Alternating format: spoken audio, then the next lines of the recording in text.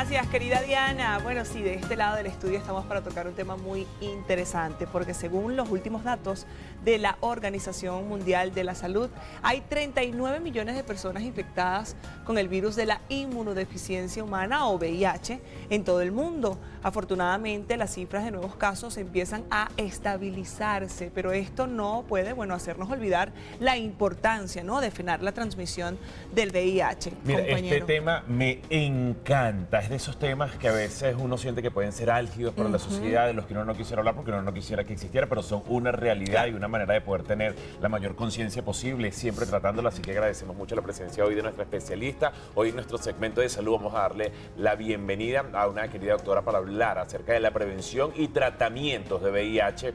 Ella es médico internista e infectólogo, la doctora Lili Soto. Lili, gracias por acompañarnos, por tomarte estos minutos para venir a conversar con nosotros y dar información que yo creo que es muy útil. Ay, sí. Uno siempre habla de la juventud, pero yo creo que es una información muy útil para todo el mundo. Muchísimas gracias por la invitación, de verdad, buenos días. Yo creo que esto es algo de lo que hay que hablar. Como les comentaba atrás de cámaras, hay una deuda histórica con lo que es la información acerca de VIH, la información real, la información verídica. Sí, tenemos 39 millones en el mundo que viven con VIH. El 53% de esas personas que viven con VIH son mujeres o niñas. Y yo creo que eso es una de las cosas que tiene que empezar a desmitificar un poco todo, ¿no? Las mujeres somos un grupo de riesgo y tenemos que empezar a aceptarlo para que trabajemos en pro de evitar la transmisión hacia más mujeres. Ok, doctora, bueno, para quizás esos jóvenes que nos están viendo, yo creo que desde que nosotros iniciamos con la educación siempre estamos escuchando acerca de este virus, ¿no? Pero quizás para esos jóvenes que nos están viendo y no tienen la información completa o quizás necesaria, ¿no?, para abordar este tema, ¿qué le podemos decir acerca de qué es el VIH y cómo se transmite? Bueno, el VIH es un virus, el virus de inmunodeficiencia humana, que fue descubierto en 1983.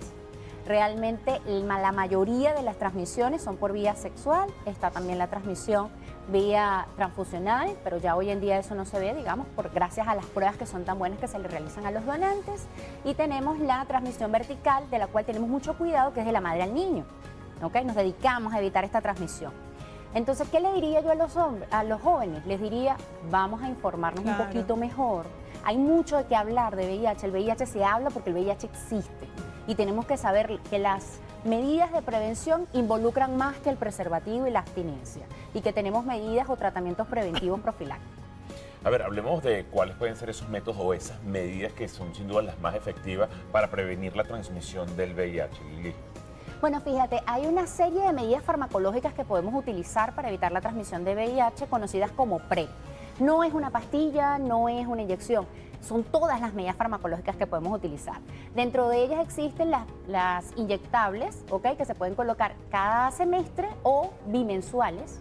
Están los dispositivos subdérmicos, que son muy utilizados por las mujeres, que puede durar aproximadamente 20 a 24 meses la protección contra VIH. Están los anillos vaginales, que liberan también antirretrovirales y protegen a la mujer de la transmisión. Y finalmente el vía oral, que está disponible aquí a nivel nacional, bastante asequible, y que digamos que es el que tiene más tiempo, ¿no?, de sintetizado o de fabricado, de probado. Entonces hay muchas medidas farmacológicas. Básicamente acá en el país tenemos la vía oral.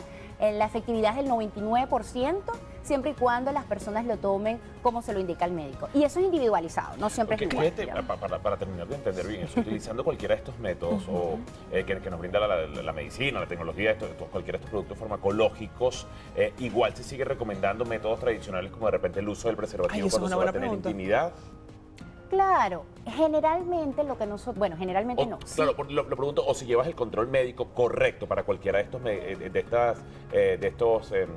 medicamentos para poder prevenirlo, no sería necesario.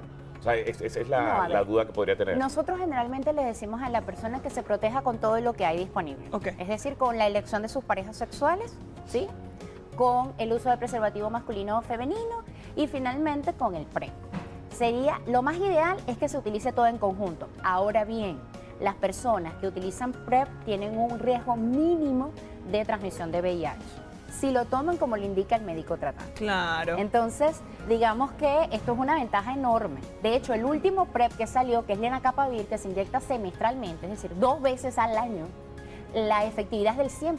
Wow. Mira, me encanta porque de verdad Sí. yo no sabía mucho de esto. Ahorita le estaba preguntando. Yo creo que hay desinformación acerca de esto. He escuchado incluso, ¿no?, que este tipo de pastillas pre la puedes tomar un día antes de tener relaciones, perdón, sexuales. Entonces fíjese que no, es un tratamiento que debes tomar ya por tiempo, ¿no? No, puedes tomarlo también, que ese sería el PrEP on demand, como lo entonces llaman sí, los británicos, que el PrEP on demand es cuando tú planificas tu relación sexual de riesgo y entonces comienzas, tomas 3 días nada más la tableta, ¿ya? El día anterior, el día de la relación sexual de riesgo y el día posterior. Efectos secundarios, doctora, porque he escuchado que los riñones se afectan, los huesos se afectan. ¿Es cierto esto o es solo mito? Bueno, efectos secundarios, como siempre les digo a las personas y a los pacientes, todos los fármacos tienen efectos secundarios, ningún fármaco es inocuo, pero básicamente los efectos secundarios de este tratamiento son mínimos. Ok. Náuseas, un poquito de malestar, puede haber dolor de cabeza. Siempre les sugiero a los pacientes tomarlos en la mañana con el desayuno, ¿ok? Porque puede causar, uno de los efectos adversos más frecuentes es el hambre dolorosa. ¿Sabes? Que te ¿El qué, está muriendo. perdón? El hambre dolorosa. Ah, te te da un estás hambrón. muriendo de hambre. O sea, Ay, no es que eso. te dio un poquito de hambre, no, te estás muriendo de hambre. Entonces en la mañana, y lo otro sería trastornos del sueño como el insomnio.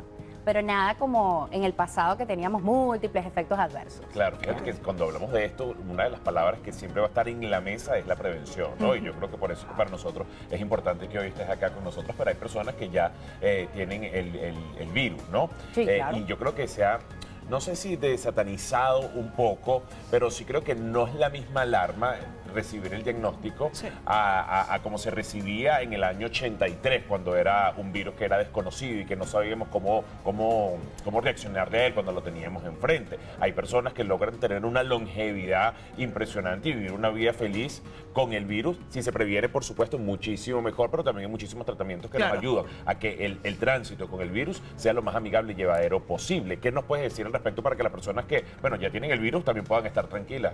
Bueno, yo trabajo con personas con VIH, yo me especialicé en VIH, SIDA, y quiero comentarte que sí, las personas tienen vidas completamente normales y exitosas, felices, tienen la misma esperanza de vida que las personas que no tienen VIH mientras tomen tratamiento, que las personas sí, ciertamente ha mejorado, pero hay un tabú enorme todavía.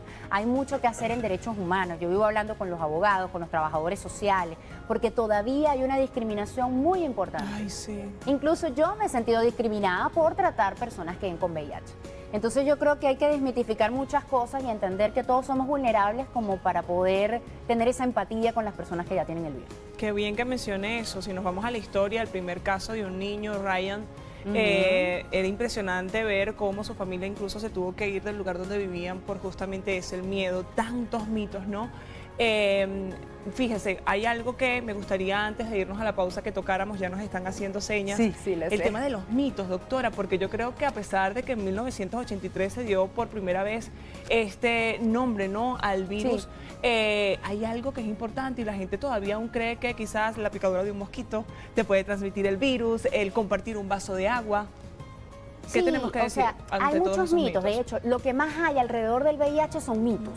¿Ok?